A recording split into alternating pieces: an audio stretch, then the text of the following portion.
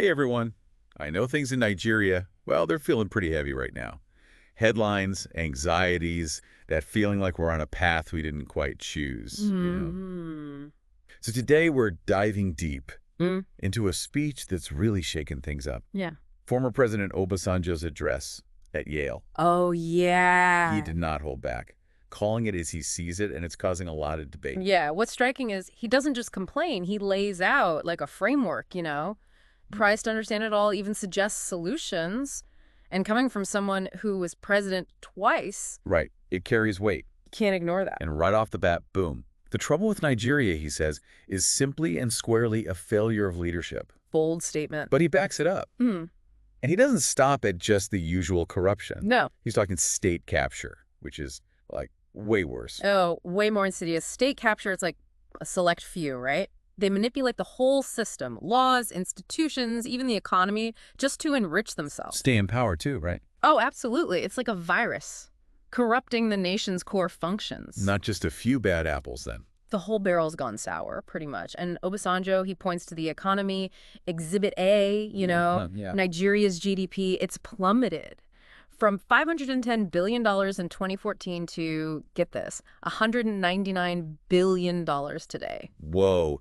That's during a time when other nations, they haven't seen such a drop, despite their own problems. Exactly. And then he does this comparison to when He was president, average GDP growth over 6%. Even name drops his cabinet members, all their leadership qualities. But it feels like he's saying more than just, oh, they were more competent. I think so, yeah. Like the system itself is messed up now. That's the question, isn't it? Is it individuals failing, or is it deeper than that, like systemic issues? Chicken or the egg, right? Right. Bad leaders make a broken system? Or does a broken system always spit out bad leaders? Ooh, that's a good way to put it. And, of course, the big one, 2023 elections. Obasanjo just straight up calls it a travesty. Doesn't just say rigging either, like deeper than that. This goes to the heart of democracy, he says, or the lack of it, rather. It's true. A rigged election, it's not just a one-time thing. It erodes the whole foundation, that trust people are supposed to have. If the process is broken, why believe the outcome? Makes you think. Yeah. But Obasanjo, he doesn't just complain. He gets specific. Lays out this whole roadmap for electoral reform, vetting INES officials, preventing interference, local and foreign, cybersecurity, voter registration. It's a lie. He even talks about BVAS and IRA-V failing. Right, which, for those who don't know, those are the tech systems supposed to make things fairer. But his point is, the tech itself wasn't bad, it was the system using it. Like having a fancy car but choosing to push it instead of drive it. Yeah, I get that analogy. Good intentions, even good tools, are useless if the system itself is corrupt. Building on sand. Exactly. And then, here's where it gets interesting. Obasanjo compares Nigeria to, wait for it, the French Revolution. Whoa, okay, that's different. Yeah. Not what you expect, Yeah. right? But he focuses on one thing in particular, food insecurity. Just like France back then, we got crop failures, prices sky high, and the way food's distributed, total mess. Millions going hungry, that makes things unstable. It does. So he's warning us, when people can't even eat, they're easier to manipulate. Stomach infrastructure politics, as they call it. Cynical, but it works. Politicians hand out food for votes, short-term gain for them, long-term pain for the nation. And the numbers are scary. UNICEF says 25 million Nigerians at risk of starvation. Wow, that's not some political debate, that's real people. It is. It's easy to get lost in all the bad news. But Obasanjo offers some hope, too. He talks a lot about education, calls it the antidote to corruption. Interesting. But he doesn't just mean build more schools. It's deeper, a whole mindset shift, starting with young people. Like, empower them with knowledge, they can break the cycle. Exactly. And here's the really cool part. He gives us a model to follow. Singapore pulled themselves up in like one generation, went from developing nation to global powerhouse. Amazing. It is, yeah. Obasanjo says it boils down to this formula. MPH, meritocracy, pragmatism, honesty. Okay, I like that. Simple, but powerful. Meritocracy meaning you get ahead based on what you can do, not who you know. Right, unlike the connections culture we got. Then pragmatism, decisions based on what works, not just ideology. Practical. And honesty, well, that one's self-explanatory. But can it work here? That's what I wonder. Can a tiny island nation's model fit a giant like Nigeria? Million-naira question. Right, we got to unpack each part of that MPH, see how Singapore did it, and then honestly ask, could this be Nigeria's path forward? Yeah. Or are we just too different? Lots to think about. Definitely. So let's dig into this MPH, see what it's all about. Obasanjo, he uses Singapore schools as an example. Meritocracy in action. Tough curriculum, pushing kids to excel, and if you got talent, clear path to leadership. Not who you know, what family you're from, but what you can do. Big difference from how things are here, with all the connections. Huge. Got to dismantle that whole system, the favors, the patronage.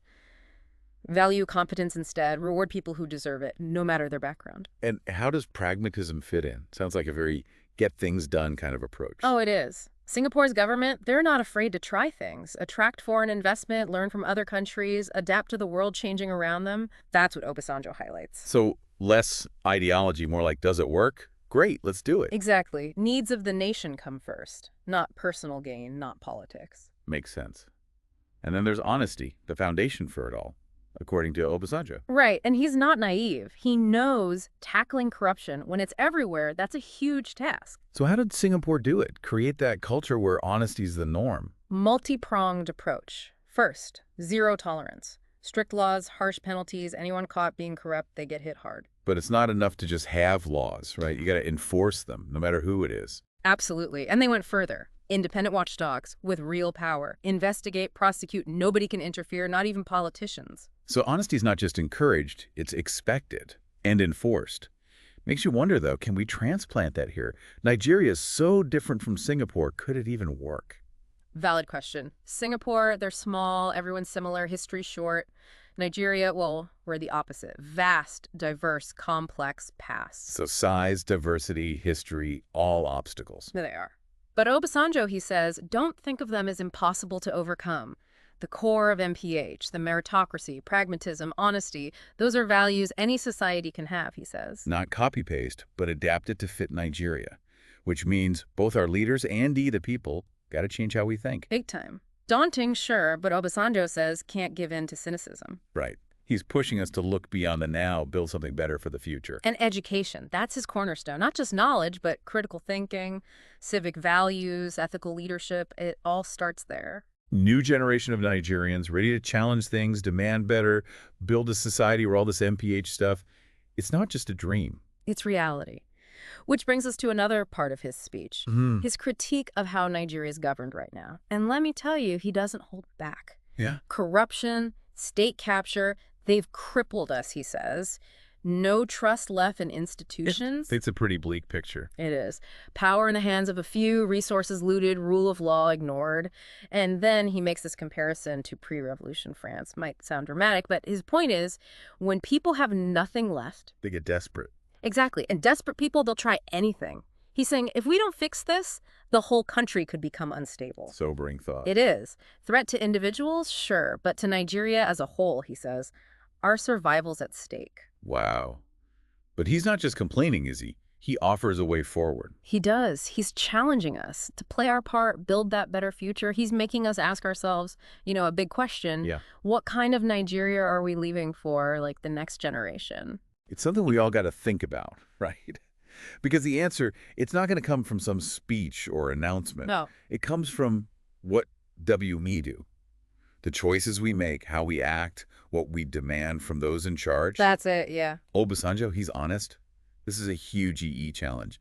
Turning back the corruption, getting people to trust institutions again, making meritocracy actually work. It's a tall order. It's like a Yeah. wake-up call for the whole country. We can't keep going down this road destroying ourselves. Got to remember who we are, Capable of great things. So much potential here. And Obasanjo, he keeps coming back to this. We can't just accept things being mediocre. Got to demand better. Yeah. From ourselves, from leaders, from the whole system. And education, that's key for him. Right, not just stuffing our heads with facts, but how to think. Critical thinking, yeah. Ethical leadership, knowing your duties as a citizen, it all starts there. New Nigerians, not just with degrees, but with a moral compass. Knowing what's right and the smarts to actually build a nation. It's a big vision. It is. Daunting, but also kind of inspiring, right? We can change things. That's the heart of his message. It's not some perfect plan, but a push to do something. Nigeria's future, it's not set in stone. We have the power to change it. But got to face the truth, demand better, and work together. So we're at the end of our deep dive here. Yeah. But don't just, file this information away. Let it spark something in you. Have those tough conversations, question things, hold people accountable. Nigeria's fate, it's not on one person's shoulders. It's on all of us. Thanks for joining us on this journey. Hope it's fired you up a little. To be part of the solution. Remember, the future doesn't just happen to us. We make it. With courage, commitment, and a shared vision. We can build the Nigeria we deserve. So until next time, keep digging, keep questioning, keep pushing for better. And never underestimate what your voice can do. Thanks for listening, everyone. Catch you on the next deep dive.